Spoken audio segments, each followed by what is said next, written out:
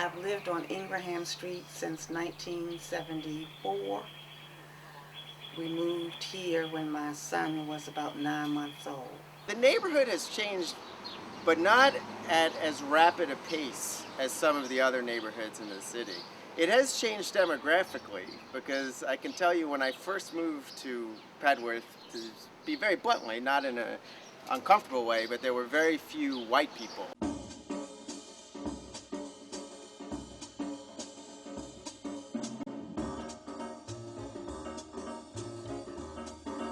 Just ask any DC native and they'll tell you that the Petworth neighborhood in Northwest Washington is a much different place today than it was 10 years ago.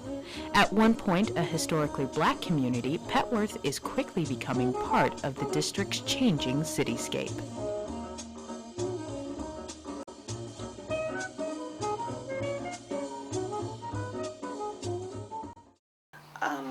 When we moved in, the neighbors were, for the most part, elderly. There were few young families on the street, and so we waited really for children to be born. For example, I waited for my neighbors' children to be born so that my children would have somebody to play with. First I didn't understand that when I went out in the morning, there were so many cars still parked. And then I found out later that the people were retired. So a lot of the neighbors have since passed, and new neighbors have moved in. Petworth has historically been a middle-class neighborhood from the 20s, you know, Jewish, Irish, predominantly white neighborhood, middle class. Then 50s, 60s, 70s, 80s, still middle class, hard-working, you know, not a slum by any means. People who care for their neighborhood, people who care for their homes, who care for their neighbors. And now it's becoming a mix, demographically, of middle-class, hard-working people. Gentrification, in my mind, as I said, is a good thing and a bad thing. The good part about it is we've got more city services, and the bad thing about it, of course, is that some people are priced out of the market. I would say that gentrification means the economic development of a particular neighborhood that had previously fallen on bad times. In Petworth in particular, if one talks to all of the old school or many of the old school residents, what are some of the issues, and you can talk to the politicians about this, what are some of the issues that everybody talks about? Sit-down restaurants, grocery stores, quality of life, litter on the streets, crime.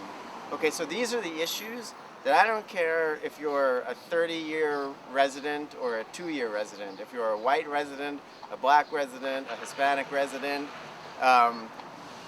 you know, you name it. Everybody wants a safe, clean, comfortable environment. And it's my opinion that gentrification leads to these safer and cleaner and more attractive neighborhoods. With gentrification, we lost the banks, the neighborhood banks, we lost the grocery stores, and so now we have to go to Maryland if we want to go to the closest giant. Gentrification could be positive, it could be negative. In my opinion, I believe the potential for is very strong if you mention gentrification. If you were to ask me to get off the fence, you know, go on one side, is it positive or negative? I'll say it's mostly positive. Gentrification is not finished with us yet.